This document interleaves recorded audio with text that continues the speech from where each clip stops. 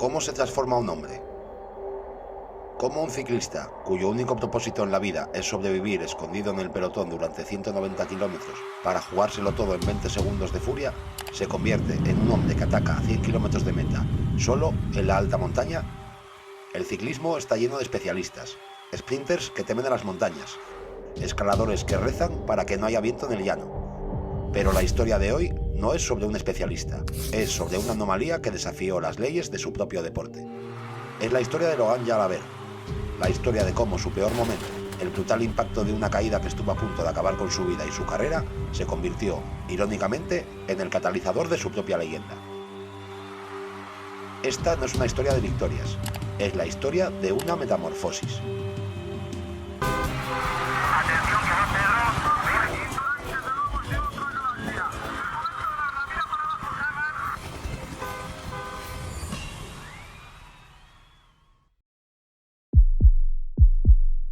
A principios de los años 90, el ciclismo francés buscaba desesperadamente un heredero para Bernard Hinault.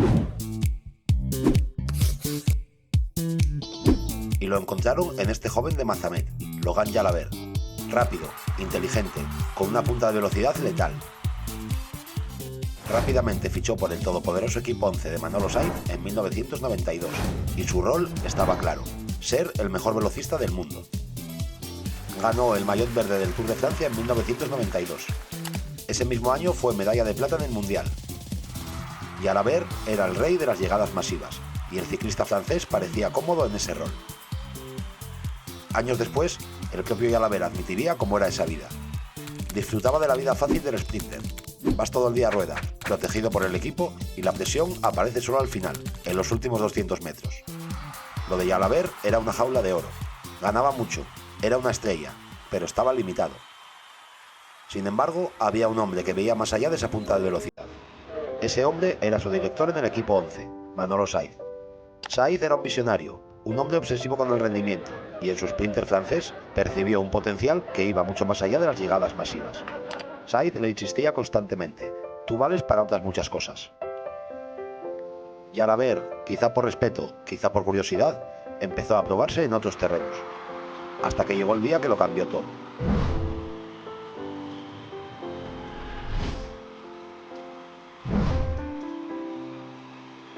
Vuelta a España de 1994. En aquella época, la Vuelta se corría en primavera. Jalabert, como siempre, dominaba los sprints. Había ganado ya varias etapas, hasta que llegó la etapa número 9 con final en los míticos lagos de Covadonga. Un sprinter no tiene nada que hacer en una subida así. Los lagos de Covadonga son un santuario para los escaladores puros. Perico Delgado, Lucho Herrera, una ascensión donde solo ganan las leyendas. Ese día, el francés llegó a pie de puerto con el grupo de los fugados. Lo esperado era que Jalabert se dejara caer, que guardara fuerzas para la llegada del día siguiente. Pero ese día Jalabert no se dejó caer. Ese día, el velocista de la 11 atacó. Atacó y, ante la sombra de todos, ganó.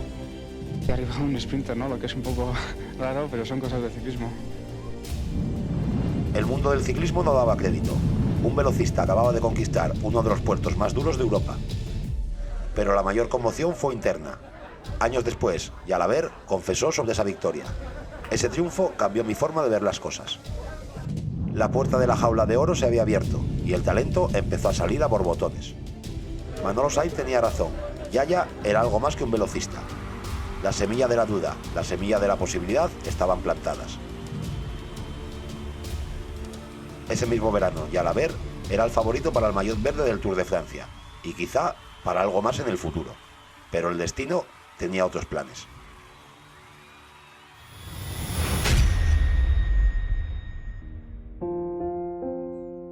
Julio de 1994. Tour de Francia, etapa 1. Un final llano en Armentières. El escenario estaba preparado para el primer gran duelo de velocidad. El pelotón vuela a 60 km por hora. Es el momento más peligroso del ciclismo, el sprint masivo. Caos, codos, bicicletas que se tocan, el rugido de la multitud y el zumbido de 1000 ruedas. Ahí está Jalabert, en la pelea, buscando la rueda buena.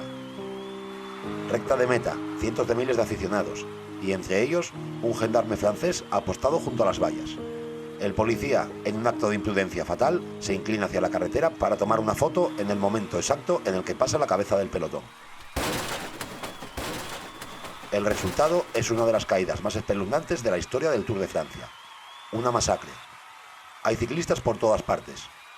Muchos corredores resultan implicados, pero Jalabert, el velocista de la 11, se lleva la peor parte. Su rostro ha impactado directamente contra el gendarme y el asfalto. El francés queda tendido en el suelo, rodeado por un charco de sangre. Aficionados, ciclistas y telespectadores se temen lo peor. El diagnóstico es aterrador. Fracturas múltiples en el rostro, la dentadura destrozada. Su carrera, su futuro y su vida penden de un hilo. El sprinter, que había coqueteado con la gloria en los lagos de Covadonga, estaba ahora en una cama de hospital, luchando por algo mucho más importante. Pero el dolor físico era solo una parte de la ecuación. El trauma psicológico era incalculable. El miedo, el terror a la velocidad, al roce, a las vallas. Años después, el propio Jalabert lo resumiría con una frase demoledora. Fue brutal. Tras la caída, el ciclismo pasó a un segundo plano. Solo me interesaba volver a ser persona. El sprinter había muerto en el asfalto de Armentières. La pregunta ahora era, ¿volvería el ciclista?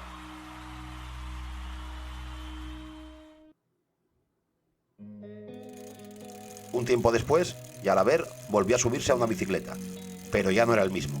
El miedo a los sprints era real. Ese infierno de codos y vallas ya no era para él.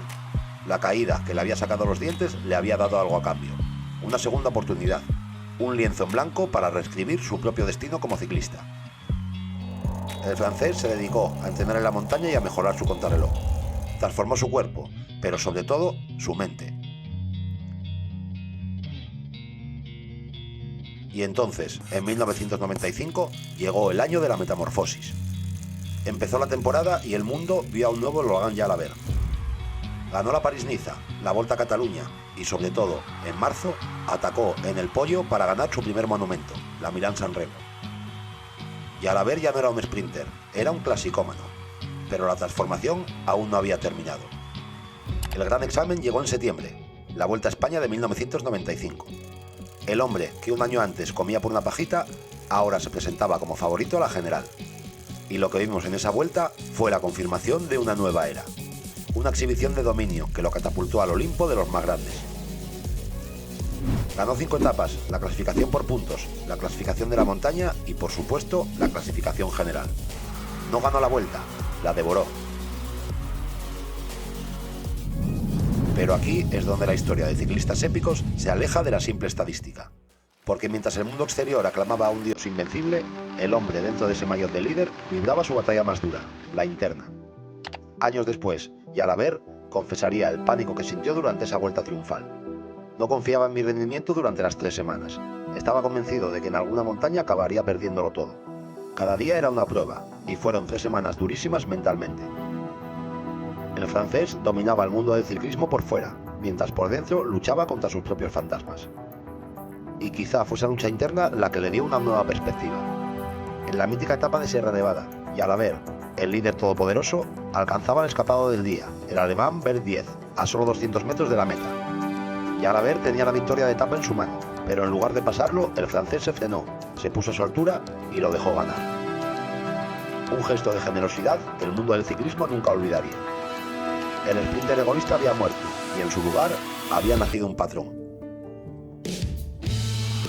La metamorfosis estaba completa, pero Jalabert no se detuvo ahí. En 1997, el ex-sprinter se coronó como campeón del mundo contrarreloj. El hombre que vivía a rueda se había convertido en el mejor especialista contra el crono del planeta. Y para cerrar el círculo, regresó al Tour de Francia. Pero ya no para luchar por los sprints. Jalabert volvió para conquistar las montañas. Ganó la clasificación de la montaña y el premio a la combatividad en 2001, y repitió la hazaña en 2002. El público francés, que lo vio caer en Armentières, ahora lo idolatraba como su rey de las cimas.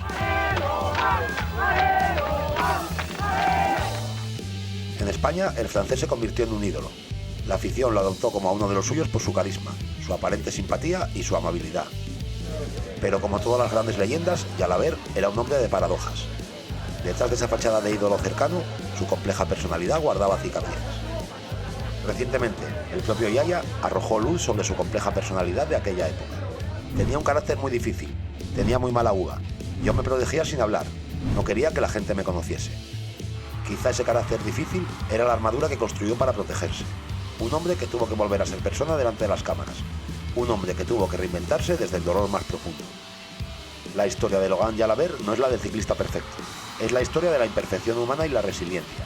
Es la prueba de que a veces una caída brutal no es el final del camino, sino el violento inicio de uno nuevo. El ciclismo le quitó su mayor fortaleza, el sprint, y a cambio le obligó a descubrir la grandeza que siempre llevó dentro.